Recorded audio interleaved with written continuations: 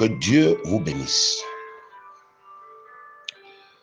Je vous souhaite la bienvenue à votre 13e leçon. Je souhaite la bienvenue à tous les nouveaux, surtout à ceux qui, à peine arrivés, bien-aimés, ont commencé à écouter nos enseignements. Vous savez, ces enseignements sont passionnants. Moi-même, quand je les écoute, quand je les réécoute, je suis toujours très, très, très béni et je remercie le Seigneur pour cette parole parce que cette parole-là, ça fortifie nos cœurs, ça affermit nos âmes, ça nous rassure en face de l'adversité. Ça nous donne de l'assurance. On a de la certitude et c'est pour cela que Jésus est venu. Jésus est venu pour que nous ayons des certitudes parce que nous vivons dans un monde de confusion. Donc il fallait que le Fils de Dieu nous apporte des certitudes. Et il nous a apporté les certitudes, non seulement par son sacrifice, mais il nous a aussi apporté les certitudes par la parole qu'il est venu nous enseigner. C'est donc toujours une joie, bien aimée, de prendre du temps, d'entrer dans cette parole et d'aller toucher du doigt sa quintessence même, d'aller toucher du doigt la moelle même de cette parole-là et d'être béni. Comme lui-même l'avait dit à un temps quand il était sur la terre, il a dit « L'homme ne vivra pas de pain seulement, mais de toute parole qui sort de la bouche de l'Éternel. » Donc aujourd'hui, bien aimé, cette parole nous vitalise, elle nous donne la vie dans nos âmes. Vous ne pouvez pas mesurer l'ampleur du travail que Dieu fait dans vos vies chaque jour simplement par cette parole. Dieu nous évite des déprimes. Dieu nous évite la confusion. Dieu nous évite le découragement. Dieu nous épargne de sombrer dans la crainte et d'être vaincu par l'adversaire. Tout ça à cause de sa parole. Donc nous devons être reconnaissants au Seigneur d'avoir cette parole. Et nous devons nous montrer dignes de cette parole. Le Seigneur Jésus a dit qu'on ne donne pas les choses saintes aux chiens. Donc vous ne pouvez pas prendre quelque chose qui est saint, vous donnez ça à un chien. On ne donne pas les perles à un porc. C'est-à-dire, si vous prenez vos perles, vos bijoux précieux, vous mettez ça sur le porc, il va aller se vautrer dans la boue avec. Donc, il ne va pas connaître la valeur de vos bijoux et il va aller s'amuser dans la boue avec. Donc, on ne donne pas la parole de Dieu aux gens qui ont encore la mentalité de chien, aux gens qui ont encore la mentalité de porc. Ça ne les servira à rien. Bien aimé, il y a beaucoup de gens qui viennent dans l'église, ils ne veulent pas Dieu, mais ils veulent les bénédictions de Dieu, ils veulent exploiter la puissance de Dieu pour réaliser, n'est-ce pas, les choses qu'eux ont dans le cœur. Ce n'est pas comme ça que nous, on doit aborder la parole de Dieu. On doit aborder la parole de Dieu comme étant une grâce qu'il nous a faite, une lumière qu'il nous a donnée. On doit respecter cette parole, on doit l'aimer et on doit la garder et la protéger. Pendant toute la durée de notre vie sur la terre, la parole là doit vivre. Que nous allions bien ou pas, nous devons travailler pour garder cette parole en doctrine et en pratique, donc en la connaissant et en la pratiquant. Et c'est ainsi que, bien aimé, les générations après nous vont aussi retrouver cette parole et seront bénis. Et quand, n'est-ce pas, effectivement, le temps des récompenses viendra, Dieu va nous dire, vous avez travaillé, vous avez contribué. Donc, ce n'est pas toujours à cause des biens matériels ou bien des bénédictions de cette terre que nous venons dans la parole, c'est parce que cette parole est la vie. Et nous avons le devoir, bien aimé, non seulement de l'aimer, mais aussi de l'entretenir. Alors aujourd'hui, je voudrais que nous travaillions sur Romains chapitre 10, le verset 9. Je voudrais faire une pause par rapport à comment parler en langue avec efficacité. Donc après cette leçon-ci, je vais poursuivre avec comment parler en langue avec efficacité. Mais aujourd'hui, je voudrais faire une pause et revenir sur Romains 19 pour vous expliquer pourquoi en pratiquant ça, vous êtes né de nouveau. Parce que vous êtes né de nouveau quand vous avez pratiqué Romains chapitre 10, verset 9. Il est écrit, si tu confesses de ta bouche le Seigneur Jésus, et si tu crois dans ton cœur que Dieu l'a ressuscité des morts, tu seras sauvé. Si tu confesses de ta bouche le Seigneur Jésus, et si tu crois dans ton cœur que Dieu l'a ressuscité des morts, tu seras sauvé. Alors, bien aimé, la Bible que vous voyez là, elle est divisée en 7 périodes qu'on appelle les administrations bibliques. 7 périodes qu'on appelle des administrations bibliques. Donc, La première période, bien aimé, s'appelle le paradis originel, ou bien encore le jardin d'Éden. Donc, dans cette période-là, bien aimé, nous avons Dieu qui crée l'homme au commencement. Il crée l'homme et il donne des ordres spécifiques à l'homme. Ensuite, nous voyons, il y a eu le péché et puis on voit que cette première période-là s'arrête. Et on passe à une deuxième période qu'on appelle maintenant la période des patriarches, la période des anciens. Et pendant cette période-là, nous voyons qu'il n'y a pas de loi. Il n'y a pas de loi écrite. Il y a plutôt des contrats que Dieu fait avec certains hommes qu'il a choisis, comme les Noé, les Abraham, ainsi de suite. Donc Dieu choisit les gens et avec chacun, il fait un contrat spécial. Il donne une mission spéciale à quelqu'un. Que toi, tu vas me faire ceci, toi, tu vas me faire cela. Donc, et par rapport à cette mission-là, il leur donne son esprit. Il travaille pour lui. Après, quand ils ont fini de travailler, l'esprit rentre au ciel et leur contrat est fini. Donc, après cette époque, nous passons à la troisième époque, n'est-ce pas, qui est l'époque de la loi et des prophètes. C'est-à-dire, elle commence quand Moïse va délivrer le peuple et il amène le peuple au désert. Et quand le peuple est donc au désert, Dieu commence donc à légiférer, c'est-à-dire à donner des lois par écrit. Il dit que bon, vous n'allez plus vivre dans le désordre, vous n'allez plus vivre comme vous voulez. Maintenant, voici les lois que vous allez respecter en tant que le peuple de Dieu sur la terre. Donc, après la mort de Moïse, nous avons les prophètes qui vont venir ensuite pour surveiller le peuple, afin que le peuple reste toujours centré et focalisé dans la loi, comme que Moïse avait donné. Et après cette troisième période, nous avons la période où le Fils de Dieu lui-même, il naît, n'est-ce pas, effectivement, de sa mère Marie, et maintenant il grandit et il fait son premier ministère sur la terre, qui est de nous sauver. Donc, cette période-là, quand lui arrive, bien aimé, il y a beaucoup de choses qu'il va annuler dans la loi et il y a beaucoup de choses que lui-même, il va instituer parce qu'il est le roi. Et donc, le roi, c'est la loi, c'est lui qui fait la loi. C'est pour ça que vous avez vu, quand il était sur la terre, parfois il disait, il vous a été dit que, mais moi, je vous dis que. Donc, la période, là, c'est la quatrième période qu'on appelle la période du Christ. Alors, après donc cette période-là, quand il finit son premier ministère terrestre et qu'il est enlevé, donc à l'ascension, il monte au ciel. 10 jours après sa montée au ciel, c'est la Pentecôte, le Saint-Esprit descend. On a donc les premières nouvelles naissances. Les toutes premières nouvelles naissances. Celles des 12 apôtres. Et ce sont ces nouvelles naissances-là qui sont bien aimées, qui marquent le début donc de la cinquième époque qu'on appelle l'Église de la grâce. Donc, il est important que vous compreniez, bien aimé, ces subdivisions-là. Parce que beaucoup de gens lisent la Bible en pensant que tout ce qui est dans la Bible-là, ça concerne tout le monde en tout temps. Non. Il y a des choses dans la Bible qui concernent exclusivement le peuple qu'on appelle Israël.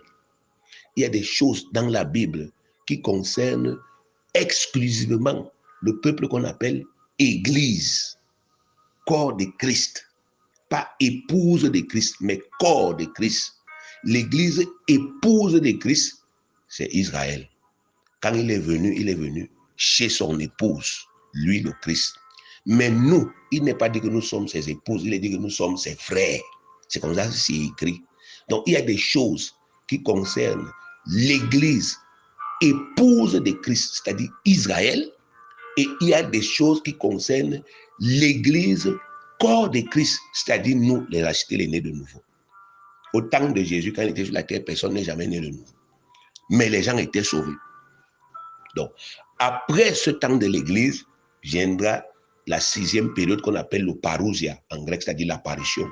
Jésus va revenir sur la terre. Il y aura, n'est-ce pas, effectivement, tous les fléaux que vous voyez dans la Bible. Mais avant cela, il va d'abord enlever l'église. L'église sera enlevée pour aller au ciel. Et après ça, il y aura tous les fléaux qu'il y a sur la terre. Et après, il va revenir sur la terre. Et il va, n'est-ce pas, effectivement, détruire le royaume des ténèbres. Et il y aura Armageddon, il y aura le jugement dernier. Et c'est là où cette 6e période va s'arrêter. Il va donc remettre le royaume à Dieu. Et il y aura donc une 7e période qu'on appelle le paradis final. Là, on vous montre dans Apocalypse 21 qu'il y aura des nouveaux cieux, une nouvelle terre, et Dieu lui-même va vivre avec nous sur la terre. Tous les gens qui sont morts depuis la Genèse jusqu'à nous aujourd'hui et qui ont cru vont ressusciter, et tous ensemble, nous allons vivre dans le paradis. Donc le paradis n'est pas au ciel, le paradis sera sur la terre. Le premier paradis, c'était au jardin d'Éden, c'était sur la terre. Donc quand on vous parle de paradis, ne vous imaginez jamais que c'est un endroit dans le ciel. Non. Le paradis est le premier paradis a été sur la terre. Le second paradis sera sur la terre. Le second paradis, c'est Apocalypse chapitre 21. Vous pouvez aller lire, vous allez voir. On dit des nouveaux cieux et une nouvelle terre. Et la ville sainte est descendue. C'est venu ici sur la terre. La Jérusalem céleste est venue ici sur la terre. Parce que ça doit se passer sur la terre. Donc, il y a donc 7 périodes dans la Bible. Et actuellement, nous sommes dans la 5e période qu'on appelle l'église de la grâce, le corps de Christ. Ce que vous devez savoir, c'est que chaque fois que on passe d'une période à une autre, il y a un changement de loi. Regardez Hébreux chapitre 7, le verset 12. Hébreux 7, 12 dit ceci. Car le sacerdoce étant changé, nécessairement aussi, il y a un changement de loi. Vous entendez? Le sacerdoce veut dire le service. Le service. On dit que bon, le service ayant changé, il y a nécessairement changement de loi. Donc, lorsque le service que Dieu demandait aux Abraham et aux anciens a changé, il y a eu changement de loi. Moïse est venu. Maintenant, lorsque le service que Dieu demandait à Moïse et au prophète d'Aaron est fini, il y a eu changement de loi. Jésus est venu. Et maintenant, lorsque le service de Jésus qu'il est venu faire à Israël est fini, il y a eu changement de loi. L'Église est née. Donc, il y a des lois spécifiques qui régissent l'Église. Et vous ne devez pas aller chercher dans l'Ancien Testament les lois qui doivent régir l'Église parce que ces lois-là, bien aimées, ne sont pas adaptées. Vous ne pouvez pas prendre des lois qui ne sont pas adaptées pour l'Église et vous voulez diriger l'Église avec ces lois-là parce que ça ne va pas marcher. C'est un peu comme si vous prenez le mauvais carburant, vous mettez dans la bonne voiture. Ça ne va pas marcher. Donc, vous devez prendre les lois qui correspondent à l'Église et vous les adapter maintenant à l'Église.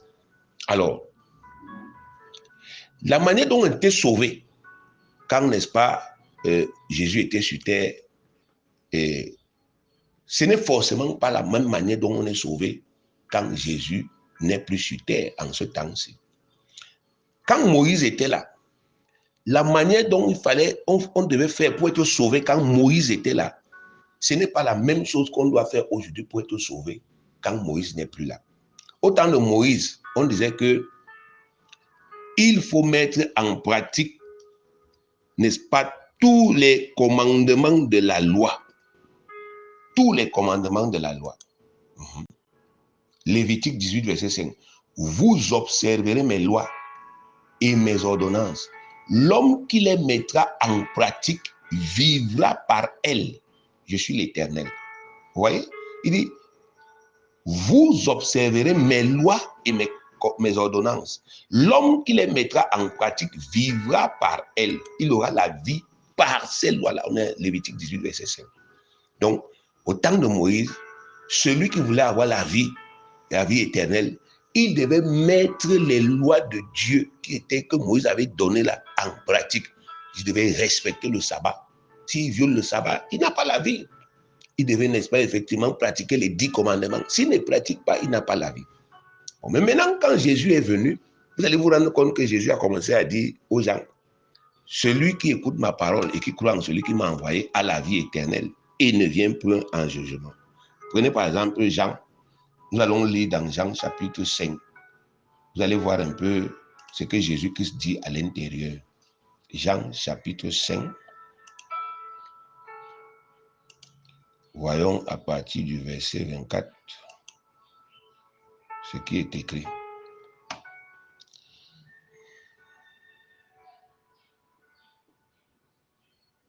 Et Jean chapitre 5.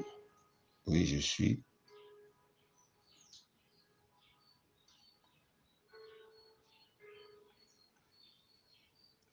Laissez-moi trouver, hein, bien aimé. Laissez-moi le temps de trouver, mais je vais...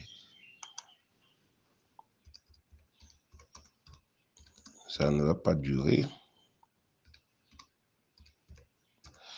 Voilà, Jean chapitre 5, le verset 24, il est écrit, en vérité, je vous le dis, celui qui écoute ma parole, et vous comprenez, il dit quoi ici? Celui qui écoute ma parole et qui croit à celui qui m'a envoyé a la vie éternelle et ne vient pas en jugement, mais il est passé de la mort à la vie. Vous entendez?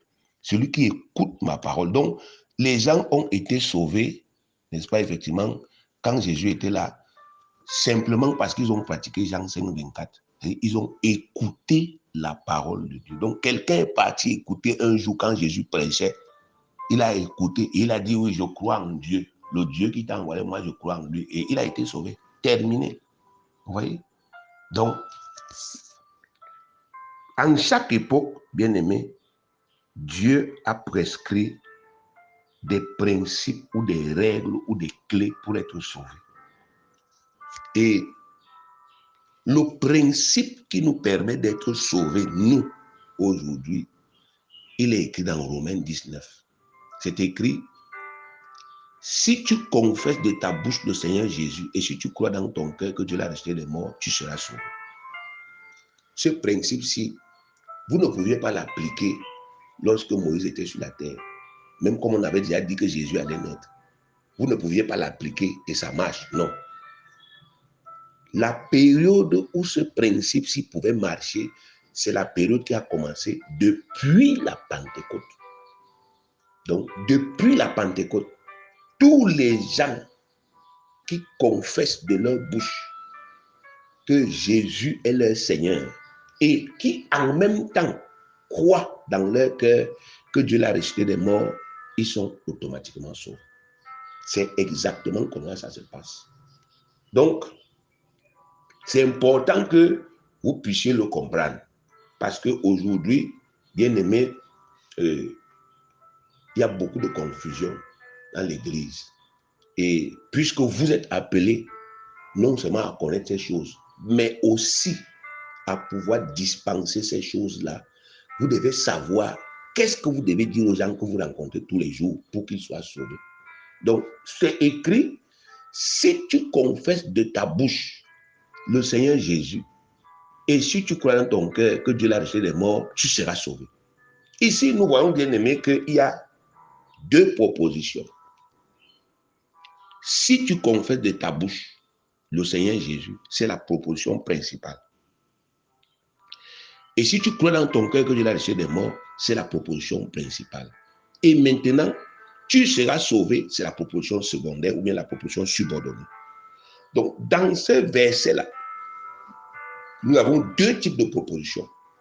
Nous avons deux propositions principales et une proposition subordonnée. Les propositions principales sont les propositions qui conditionnent les autres.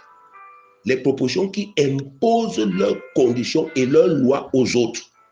Ça veut dire que si vous ne faites pas la proposition principale, la subordonnée qui est généralement une promesse ne va jamais arriver. Et ici, les deux propositions principales sont simples et elles sont claires. Premièrement, il est dit, si tu confesses de ta bouche le Seigneur Jésus. Alors, Jésus est le Seigneur. C'est un fait, c'est son statut. Quand il a accepté, en tant que fils unique de Dieu, de donner sa vie en sacrifice pour sauver les hommes, ce qui s'est passé, bien aimé, c'est que, en récompense de ce travail, Dieu l'a souverainement élevé et Dieu lui a donné, n'est-ce pas, le nom qui est au-dessus de tout nom. Dieu lui a donné la seigneurie. Dieu a dit que tu deviens le Seigneur de tous les êtres humains, le Seigneur de tous les seigneurs. Donc, c'est son statut. Alors, Jésus est le Seigneur. Que vous le croyez ou que vous ne le croyez pas, ça ne change rien au fait qu'il est le Seigneur. Donc, si vous dites Jésus est le Seigneur, vous n'êtes pas sauvé. Parce que vous ne faites que répéter ce qu'il est. Donc, il y a beaucoup de gens sur la terre qui vous disent Jésus est le Seigneur, mais ils ne sont pas sauvés. Ils vous disent Jésus est le Seigneur. C'est un peu comme si vous dites Paul Biya est le président du Cameroun. Ça ne veut pas dire que vous l'aimez, ou bien ça ne veut pas dire que vous l'avez voté. Ça ne veut même pas dire que vous l'acceptez. Vous dites un fait. Paul Biya est le président du Cameroun. C'est un fait. Même les opposants disent ça. Et ça ne change rien au fait que dans leur cœur, quelque part, ils ne l'aiment pas ou bien ils ne le considèrent pas. Donc, Dieu n'a pas dit, si tu confesses de ta bouche que Jésus est simplement le Seigneur, il y a quelque chose là-dedans qu'on doit t'expliquer. En réalité, ce que Dieu veut dire ici, c'est que tu dois comprendre ce que veut dire le mot Seigneur. Le mot Seigneur veut dire maître. Le mot Seigneur veut dire propriétaire. Le mot Seigneur veut dire roi, régent. Donc, les rois sont les seigneurs. Quand vous regardez, par exemple, vous voyez dans l'époque médiévale, l'ancienne époque là, en Europe, là où il y avait les royaumes, on appelait les rois que les seigneurs.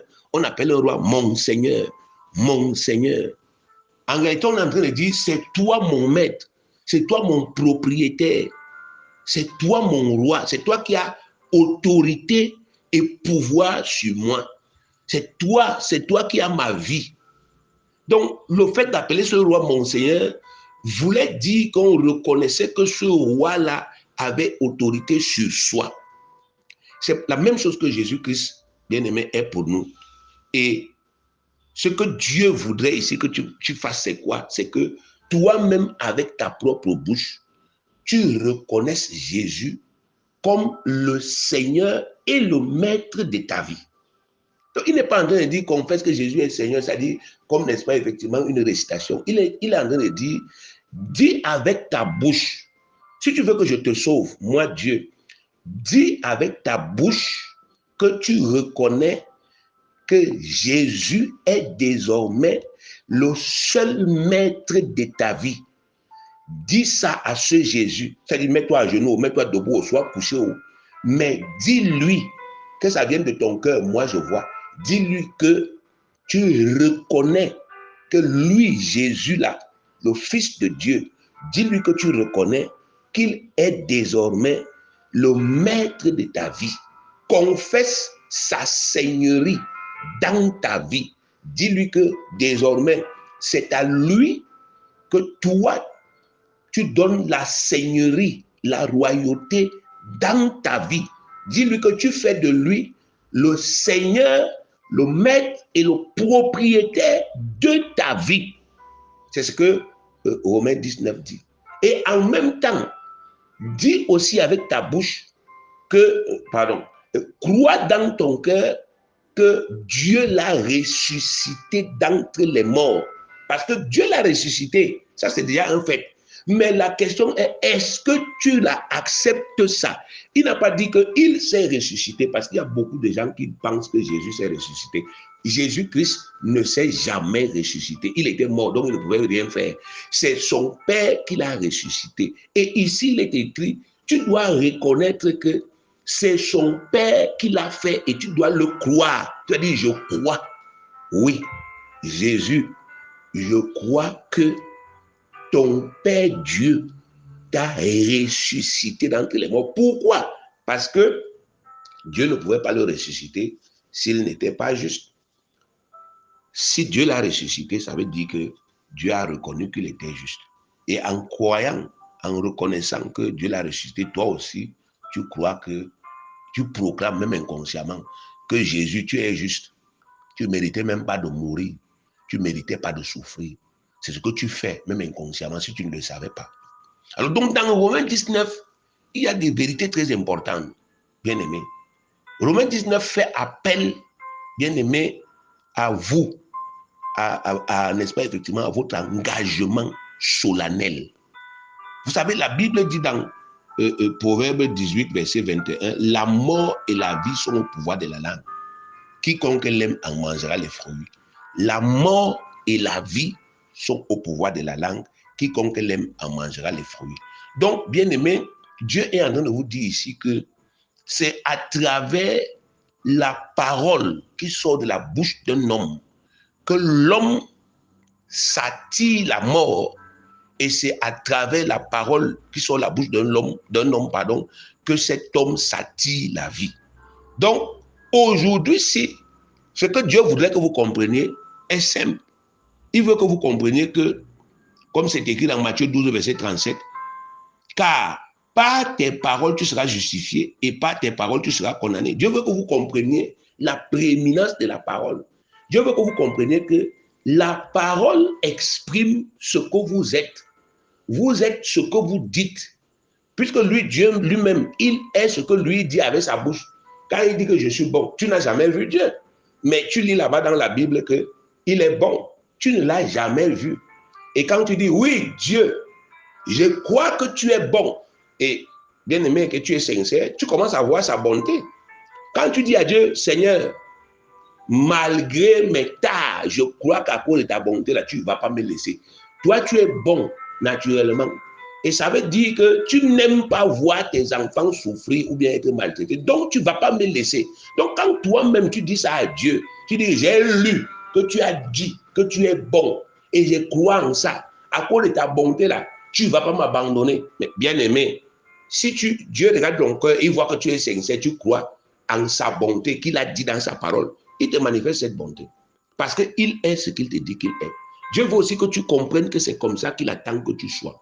Donc, avant que, n'est-ce pas, effectivement, la relation de père et de fils ne se crée, tu dois reconnaître que Jésus est le Seigneur des Seigneurs et tu dois confesser qu'il devient ton Seigneur à toi. Ça suppose qu'à partir de ce moment-là, tu es en train de prendre l'engagement que désormais, je vais vivre sous l'autorité de Jésus-Christ. Désormais, je vais faire exactement ce que Jésus-Christ me demande de faire parce qu'il est mon Seigneur, ce n'est plus moi qui dirige. Et c'est pour cela que, bien aimé, aujourd'hui, il y a beaucoup de péchés que les nés de nouveau font sans s'en rendre compte. Vous savez, les gens ont pris Romains 19 comme un vulgaire, je ne sais pas quoi, une vulgaire déclaration. Ils ne savent pas que Romains 19, c'est un engagement irréversible. Quand vous dites à quelqu'un, vous n'avez pas dit Jésus, tu es mon président, parce que les présidents, on les change tout le temps. Le président du Cameroun, d'ici peu de temps, on va faire les élections. Donc, on va voter un nouveau président. Donc, l'ancien qui est là, il cessera d'être notre président. Celui qui était là avant et qui est mort, quand il était, on l'appelait mon président. Mais maintenant, il n'est plus notre président. Les ministres, c'est la même chose. On n'est pas en train de dire Jésus, tu es mon ministre. Non, parce qu'on les vote.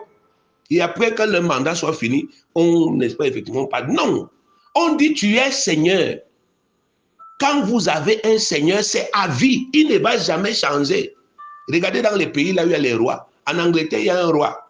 Mais bien aimé, c'est à vie qu'il est là. Le jour où il meurt, son enfant prend. Donc, si vous là, vous êtes son sujet, c'est à vie que vous serez son sujet. Il sera votre roi à vie. Il meurt, quelqu'un d'autre prend. Et dans le cas de Jésus, Jésus ne peut plus mourir, il est immortel. Donc, ça veut dire concrètement que à partir du moment où vous dites tu es le Seigneur de ma vie, bien aimé, vous allez vivre et mourir comme ça. Ça ne peut plus jamais changer. C'est pour ça qu'on appelle ça un engagement irrévocable. Donc, les paroles que les gens banalisent là, pour Dieu, quand ça vient du cœur, c'est un engagement irrévocable. C'est pour cela que quand Dieu voit quelqu'un prendre cet engagement, dire à son fils Jésus, à compter d'aujourd'hui, tu es le Seigneur de ma vie, tu es le maître de ma vie. Dieu lui donne, bien aimé, le Saint-Esprit, parce qu'il connaît l'engagement que cette personne a pris. Vous voyez, bien aimé. Et quand on observe dans le christianisme aujourd'hui, on voit les gens qui à un moment, ils vous disent que non, la voie de Jésus, là, c'est tellement difficile. Moi, je vais un peu, n'est-ce pas, effectivement, bifurquer à gauche ou à droite. On comprend qu'ils ne comprennent pas le sens de ce qu'ils ont dit. C'est pour ça qu'il faut revenir là-dessus. Quand vous voyez quelqu'un aujourd'hui, par exemple, un jeune qui veut se marier, il commence à vivre dans la fornication. Mais bien aimé, il a dit que c'est Jésus qui est le Seigneur. Et nulle part dans la parole de Jésus, Jésus ne nous a autorisé à vivre dans la fornication parce qu'on veut se marier. Il ne l'a jamais autorisé. Donc, cette vie-là devient, bien aimé, une contradiction, une opposition à la confession qu'on a faite. Si les gens rentraient un peu en eux-mêmes et ils réfléchissaient que mais j'ai fait même quel type de confession, ils allaient se rendre compte que, bien aimé, ils ont pris un engagement terrible. Ils ont dit que Jésus, le Fils de Dieu, est désormais le seul maître, le seul roi de leur vie. Ils n'ont pas dit Jésus, tu es mon Dieu. Ce n'est pas ce qui est écrit là. Vous qui voulez vraiment qu'on ait la parole de Dieu, soyez humbles. Regardez bien Romains 19. Il n'est pas écrit si tu confesses de ta bouche que Jésus est ton Dieu. Ce n'est pas ça qui est écrit. Il est écrit si tu confesses de ta bouche que Jésus est le Seigneur de ta vie. Si tu confesses ça, si tu déclares ça, affirme ça, que Seigneur Jésus, tu es le Seigneur de ma vie. Seigneur Jésus, Fils de Dieu, tu es le Seigneur de ma vie. Tu es le maître de ma vie. Et si tu dis ensuite, je crois dans mon cœur que Dieu t'a vraiment ressuscité des morts, la proposition subordonnée là, tu seras sauvé, ça s'accomplit immédiatement. Tu nais de nouveau. Regardez le verset 10. Regardez le verset 10. Il est écrit, car c'est en croyant du cœur qu'on parvient à la justice et c'est en confessant de la bouche qu'on parvient au salut. Selon ce que dit l'Écriture, quiconque croit en lui ne sera point confus. Donc, Dieu dit que si tu crois dans ton cœur que Dieu a ressuscité Jésus d'entre les morts, tu deviens juste. Juste. Et si tu parles ça avec ta bouche, tu dis à Jésus, tu es le Seigneur de ma vie, automatiquement tu es sauvé. Jésus ne peut pas avoir des sujets qui sont condamnés parce que lui-même il est libre. Il est le roi des rois. Ceux qui croient en lui ne peuvent donc pas être des esclaves. Donc la première chose que Jésus fait quand tu fais cette confession, c'est de te sauver en te donnant le Saint-Esprit. C'est pour ça que, bien aimé, Romains 19 est la clé qui fait naître les gens de nouveau aujourd'hui. Et c'est pour ça que quand on prêche l'évangile, on s'arrange toujours pour amener les gens à comprendre que Jésus est le Seigneur et pour les amener à confesser, à parler avec leur bouche, à déclarer que je déclare que Jésus est mon Seigneur. Et on commence ensuite à les instruire pour qu'ils apprennent à vivre en obéissant à ce Seigneur. Voilà, bien aimé, pourquoi en pratiquant Romains 19, on est sauvé. Donc, toi qui ne l'avais pas encore fait, tu peux le faire aujourd'hui et tu vas naître de nouveau. Parce que souvent, nous allons à l'église, bien aimé, on va même se baptiser dans l'eau, mais on n'a pas pris cet engagement-là. Donc, on n'a pas parlé avec Jésus. On a seulement été touché et on a eu envie de se convertir. C'est un bon désir, mais ça ne change rien. Qu'il faut d'abord commencer par confesser la seigneurie de Jésus dans sa vie. Il faut commencer par l'appeler et déclarer, Seigneur, je déclare aujourd'hui que tu es le Seigneur de ma vie. C'est cette déclaration-là qui marque le début de votre relation, qui crée l'alliance entre vous, qui fait que vous naissiez de nouveau. Et à partir de ce moment-là, vous pouvez, n'est-ce pas, commencer votre vie avec lui. Si donc vous ne l'aviez pas fait, vous pouvez recommencer aujourd'hui. Vous arrêtez vous-même. Peu importe là où vous êtes, vous vous asseyez quelque part, même si vous êtes dehors, vous vous concentrez un peu et vous lui dites, Seigneur Jésus, je crois que tu es l'agneau de Dieu qui ôte le péché du monde. Seigneur Jésus, je crois que tu es le Fils unique que Dieu a sacrifié pour ôter mes péchés. Seigneur Jésus, je reconnais que je suis pécheur et qu'à cause du péché, je suis condamné. Seigneur Jésus, je reconnais que par moi-même, je ne peux même pas me sauver. J'ai besoin d'être sauvé. Seigneur Jésus, je reconnais que tu es souverainement élevé au-dessus de tout par Dieu.